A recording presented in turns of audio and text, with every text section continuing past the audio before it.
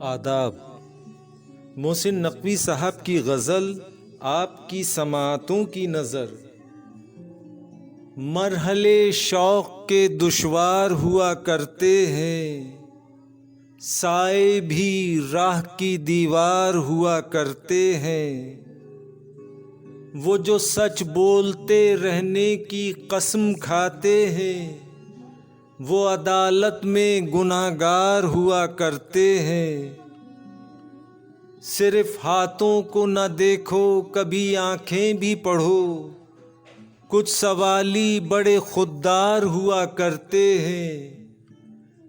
वो जो पत्थर यूं ही रास्ते में पड़े रहते हैं, उनके सीने में भी शाहकार हुआ करते हैं।